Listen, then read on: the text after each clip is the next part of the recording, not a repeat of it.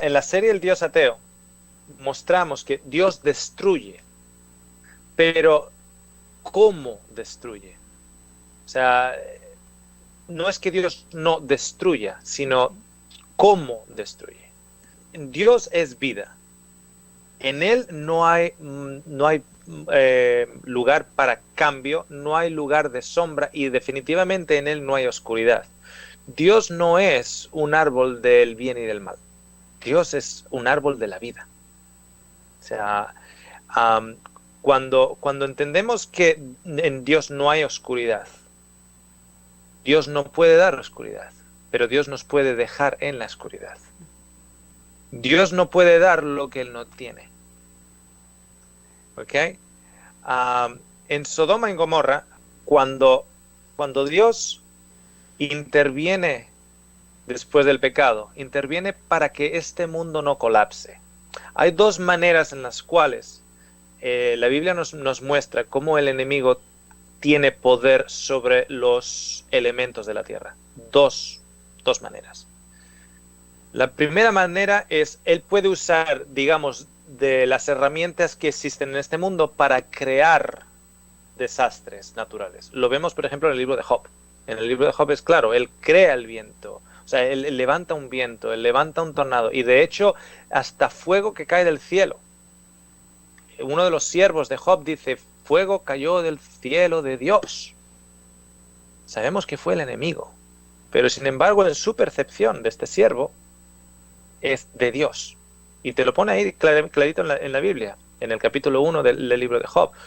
El siervo dice, fuego cayó del cielo de Dios. Sin embargo, nosotros que hemos leído el libro, no sabemos que ese fuego vino del enemigo, no de Dios. ¿Okay? Entonces, el enemigo tiene un poder para usar la naturaleza, las fuerzas de la naturaleza que están presentes ahora, y manipularlas y lanzarlas en contra de nosotros, por ejemplo. ¿Ok? Fue el mismo enemigo el que levantó un viento terrible en el lago de Galilea tratando de hundir a Cristo. Le trataba de hundir su barco mientras Cristo estaba durmiendo en ese barco. Y sabemos eso porque cuando Jesús se levanta en el barco y calma la tormenta, usa unas palabras específicas que en el griego, la palabra específica que usa es la misma palabra que Cristo usa en otras ocasiones cuando se está refiriendo a sacar a demonios. O sea, Jesús no está diciendo paz.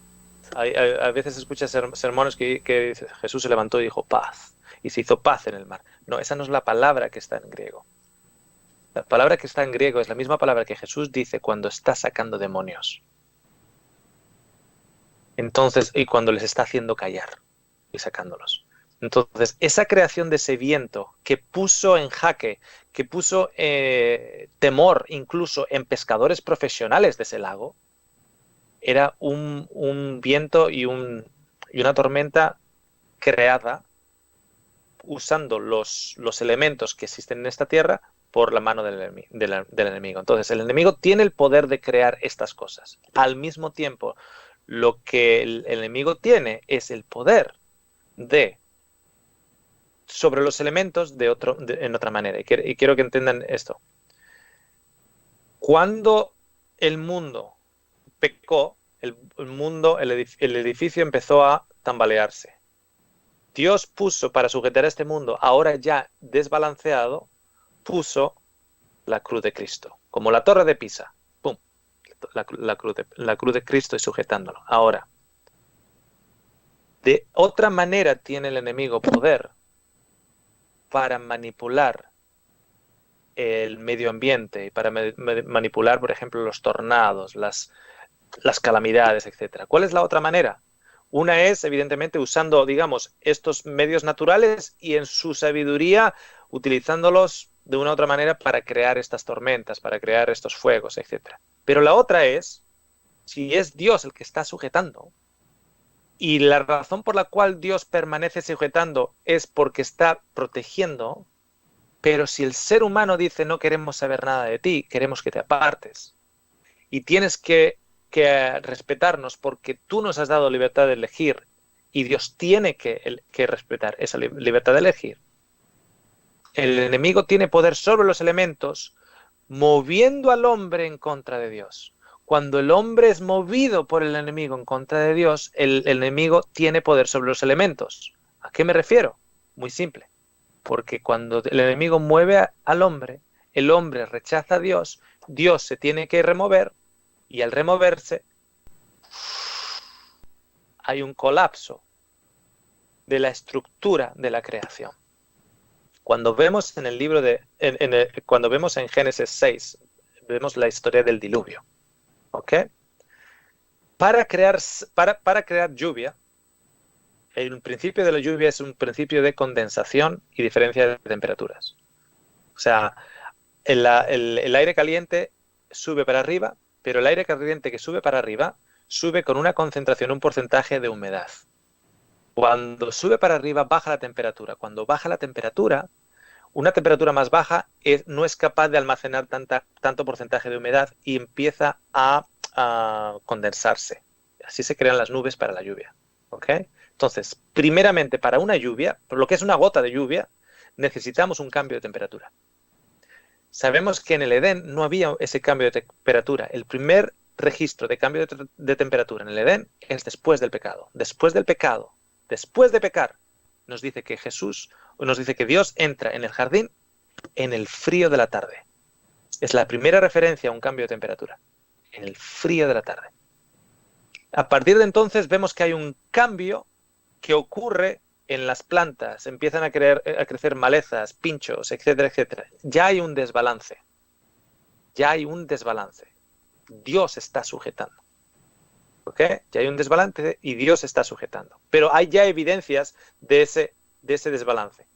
Ya se empiezan a mostrar evidencias. Empieza a caer una hoja en otoño, etcétera. Porque hay diferentes temperaturas, diferentes estaciones, etcétera. Bien. El enemigo tiene poder sobre la naturaleza directamente haciendo sus trucos dentro de las herramientas de la naturaleza o moviendo a Dios. ¿Cómo el enemigo puede mover a Dios? Haciendo que el ser humano rechace a Dios. Cuando el enemigo hace que el ser humano rechace a Dios, Dios se tiene que remover y ahora empieza todo a colapsar. Fíjate lo siguiente en el diluvio.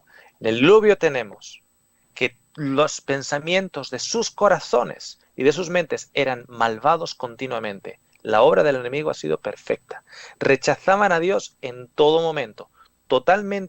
Dios ha sido totalmente rechazado. Ahora, con Dios totalmente rechazado, ¿qué tiene Dios que hacer? Apartarse. Ok. Él es el que está sujetando los cielos. Él está sujetando las lluvias. Él está sujetando el granizo. Él está sujetando las placas tectónicas. Él está sujetando la lava de dentro, que está ahí por un desequilibrio en este mundo. Entonces, Satanás mueve al hombre, el hombre rechaza a Dios, Dios se retira. Cuando empieza el diluvio, la gente piensa que y llovieron 40 días y 40 noches. No. Se abrieron las aguas del abismo, se abrieron las placas tectónicas, hubo unas erupciones tremendas, depósitos de agua internos explotaban hacia arriba, etc. O sea, fue un cataclismo enorme. Tanto es así que el que está induciendo al hombre en contra de Dios, que fuerza al hombre que fuerza a Dios a apartarse, ese mismo Lucero, ese mismo Satanás, llega a temer por su vida. Porque sí que él puede manipular, digamos, puede hacer un tornado aquí, puede hacer tal, pero cuando empezó el diluvio, Satanás pensó que era el fin del mundo. Satanás pensó que era el fin del mundo. Temió por su vida, porque ahora ya no era la magia de, bueno, voy a hacer un terremoto, voy a hacer un tal. Seamos claros, en las Olimpiadas de Beijing, el día de la inauguración, llovió sobre toda la ciudad de Beijing, pero no llovió sobre el estadio.